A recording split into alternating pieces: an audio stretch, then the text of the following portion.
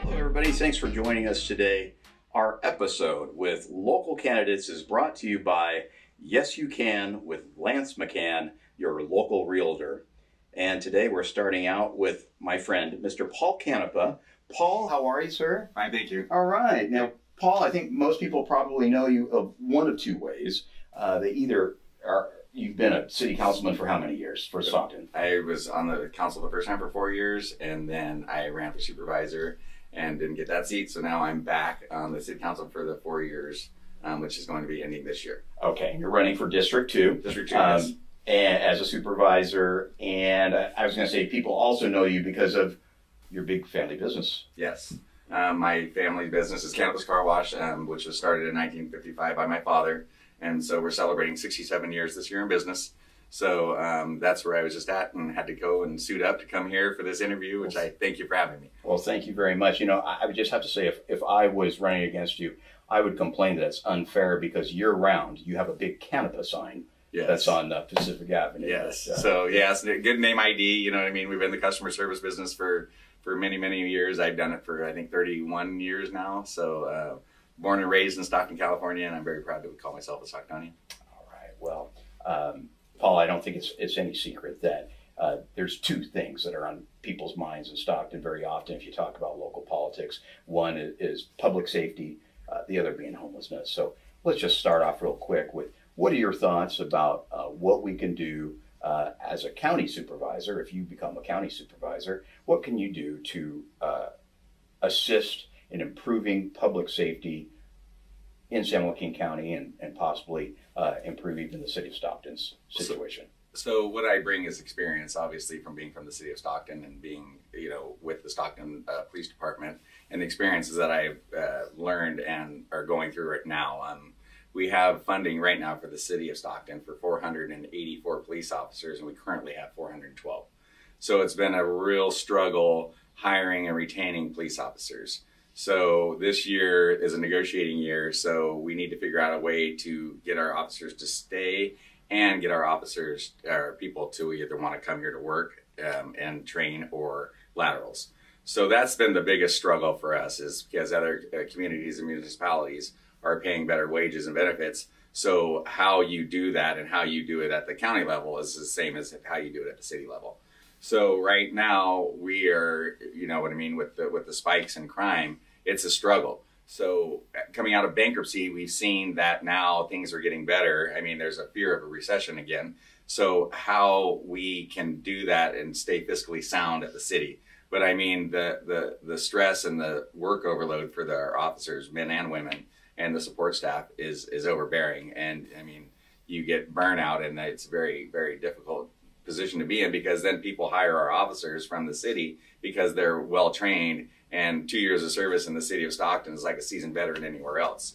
So that needs to carry over to the county level, how we treat our employees well and retain them and bring in new folks that want to work for the county. If I heard you correctly, we're allotted for 485 police officers in Stockton. We're Yes. at, did you say 412? Yes, 412. Okay, I understand there's like about 40 that are in backgrounds right now. That number is moving, so that is the question. I mean, Lathrop is starting their own police department. They're needing 27 officers. So I mean, then the Bay Area is starting out way higher than we are. So where can we compete? Not only as a city and a county. I mean, obviously the cost of living is a little bit less here, which is one of the benefits. But I mean, we need to be able to recruit and retain folks is the bottom line. And how you do that, let them know that they're a valuable resource, because without them, then crime gets worse. I'm not exactly sure, but I think Lathrop's starting at about $20,000 a year more, right, than Stockton. So I'm not sure if that's exactly it. And there lies the problem. I mean, they're starting a new force, so you're competing with somebody who's trying a new force. I mean, whether the tax revenue is there. So those are the challenges and nuances that I pride myself on being good at, because I've been there and I have the experiences not only going through bankruptcy at the city, but I mean the folks and the people and the partnerships that I built. Yeah.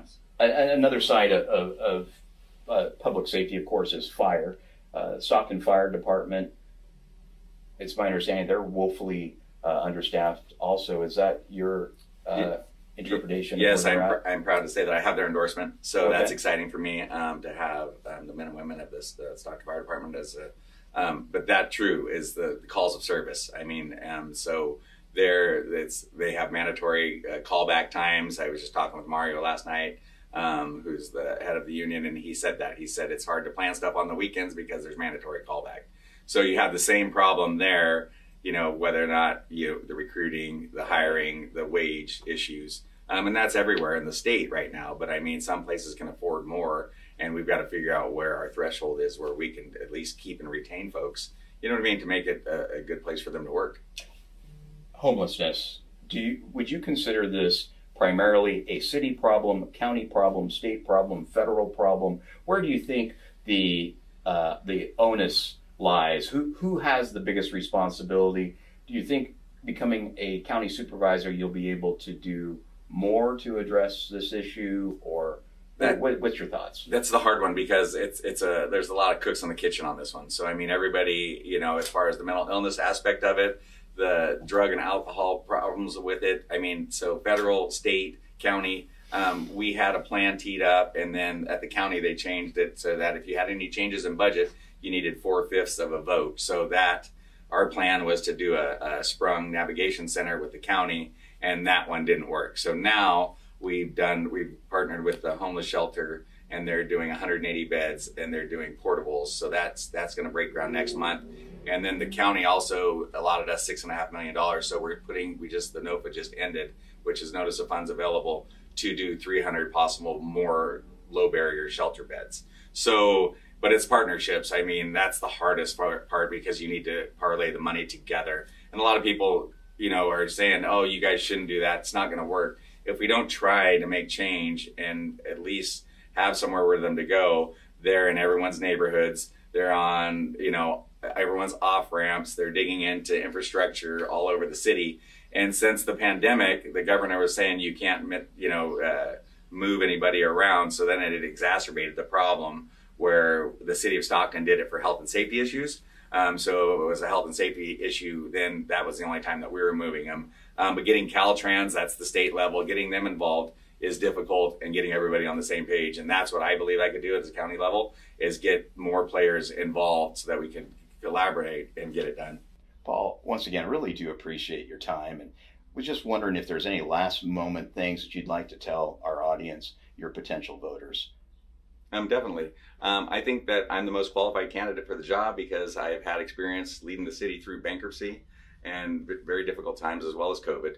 I've ran my family business that's been in business for 67 years. I've done it for 30 years. I pride myself on that. And I also pride myself that I'm accessible to people and voters in the community. And that's the most important part. So as we go forward, I could hit the ground running. There wouldn't be any training time, because I have the partnerships built throughout the city and throughout my whole life as a Stocktonian, through local education. But I think for me, it's just that I am homegrown and accessible, and I know that I could do a great job for the city and the county folks going forward. And I'd appreciate your vote on June 7th, and thank you very much. Well, thank you, Paul. Thank you very, very much. And thank all of you for watching us. Paul Canepa, District 2 candidate. Our episode with local candidates is brought to you by Yes You Can with Lance McCann, your local realtor.